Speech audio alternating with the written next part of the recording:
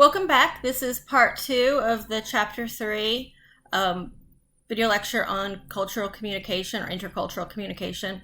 We left off, we were talking about culture and what culture is, cultural values, the different types of cultures like the dominant culture, co-culture, and then the counterculture and subcultures, and some characteristics of those. Now we're going to talk about some of the co-cultures that are present within the overarching American culture. One of the big ones, or one of the groups of them, is race. There are multiple races with identifiable characteristics, such as skin color, that differentiate people from others who may look different. And those, because of our history, those differences in appearance lead to a different co-culture. There is a difference between race and ethnicity. Race is about identifiable characteristics. Ethnicity is about shared cultural heritage and often a first language. So you'll often hear people talk about ethnicity in terms of what country they're from. My ethnicity is Italian. Mine isn't, but someone's might be. My ethnicity is Euromut. I'm from just about everywhere in Europe. But let's say, for instance, that my ethnicity was French. My race would probably be white. My ethnicity would be French, especially if I had grown up speaking French. I'm sorry, as I said, my brain is fuzzy today.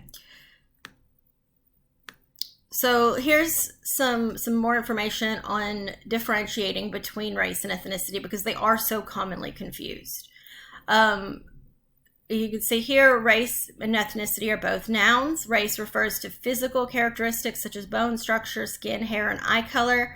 Ethnicity refers to cultural factors such as nationality, religion, language, and other aspects of culture. Another set of American co-cultures is gender-related ones, sex and gender or sexual orientation. So sex is a physical characteristics based on biology. Gender is learned roles and behaviors associated with a certain sex. And sexual orientation is who a person is romantically or sexually attracted to. So another way of looking at it, sex is the physical machinery. So what parts do you have? Gender identity is internal identification with social constructs of male or female, or neither. So you might have cisgender, transgender, non-binary, and gender fluid. Gender expression is outward presentation that may or may not match identity. These are external things like clothing, hair, and makeup.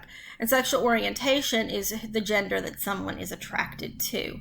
And each of these can be, each of these groups, being cis, being trans, being gender fluid, being male, female, intersex, hetero, homosexual, bisexual, asexual, demisexual, pansexual, any of those can individually be cultures to which you belong, and they are American co-cultures. More of an umbrella would be the LGBT community is an American co-culture as well. So some people get confused by these things, so I wanted to kind of include this in here, what sex, gender, and orientation are, and what these different spectrums are, how you differentiate between these terms. And I like the genderbread person and the gender unicorn, but that's mostly me just liking the cute things. So, you can see here that gender identity has to do with the brain, gender expression has to do with the body, biological sex has to do with the genitalia, and sexual orientation has to do with attraction. Other American co-cultures include religion and socioeconomic status. Religion is the belief system with a set of rituals and ethical standards based on a common perception of what is sacred or holy. This can be big picture stuff like Christian, Muslim, Jew, those huge things. Or you might look at more of a subculture within religions like Baptist, Methodist, and other sects or denominations. Socioeconomic status is the position and power in society based on income, education, and occupation. In other words, it has to do with your degree of wealth, and it's normally differentiated by high, middle, and low class. And each of these different groups tend to have different cultures and behaviors. There are several TV shows, but one of them is Schitt's Creek, which is not a great TV show, but where a family who was extraordinarily wealthy has to live in a town of people who are rather lower class, and you see the cultural differences there. So those are different. They're different values, different behaviors, different rituals that go with being upper class or middle class or lower class. And those all have to do with being co-cultures as well. So economic disparity in culture. I liked these two memes, or one's a graph, one's a meme. Americans raised at the top are likely to stay there as adults. Chances of moving up and down the family ladder by parents' quintile. So more than likely, you are going to remain in the economic status to which you were born. I myself have been trying to get up this ladder my entire life, and I'm still struggling because I was born in poverty and I still kind of remain in poverty. But it's getting better. I'm starting to move up it. And I thought this was really funny. What's considered trashy if you're poor, but classy if you're rich? Being bilingual. Some of you will get that. Age and generation are also other co-cultures. So your parents belong to a different generation than you do, and your grandparents belong to a different generation than they do, and you've probably noticed some differences in values in those different groups. And so many people do identify with a specific co-culture related to age. These generational cohorts, such as Boomer, Gen X, describe values and tendencies that tend to be common among members of the group. Communication challenges between different generations are surprisingly common. I happen to really like this particular article's title, "Do Millennials Even Eat Food?" Contradictory studies claim they're shopping for fewer groceries, but also dining out less. So here we have a group, millennials, being categorized by their behavioral patterns, and some misunderstanding, apparently, from the author, questioning whether millennials eat. You'll see a lot of boomer versus millennial memes or references out there, and those also have to do with generational co-cultures. Here we go. Here's from the other side, the okay boomer thing that had last year was a big deal. I should be able to afford a house at 20 because you bought one for $11,000 in 1966. And then here's how things get misunderstood. I hope this okay boomer trend dies soon. I've been called a boomer 3 times in the last week by strangers on the internet, and I'm 24. So sometimes when people behave in a way that is outside of the expectations of their co-culture, they get labeled as a different co-culture. In this case, the 24-year-old got labeled as a boomer because she presented herself in a way that others would expect was more culturally accurate for someone as a boomer. Some other co-cultures include disability and ability. So you may have different behaviors or feel like you belong to a different group depending on specific disabilities or your ableness status. One common that's actually shown a lot in media is deaf culture, where it is not just about hearing versus non-hearing. They have their own language. They have some of their own values as well. So any physical, emotional, mental, or cognitive impairment impacting how a person functions in society is disability, and people with certain disabilities often group together and create their own cultures. The deaf culture, neurodiversity culture, you see this a lot with people who are autistic or ADHD, or the handicapable culture. Where you see things like the Special Olympics, you see people doing things that or seem outstanding to people of a different culture, but maybe are not within their own. So what are some dimensions of different cultures? So you have individualism versus collectivism. So individualism is prioritizing the self, collectivism is prioritizing the group. Low context versus high context describes the degree of communication needed. So low context means that things tend not to be explained, they tend to be inferred. High context means more is there.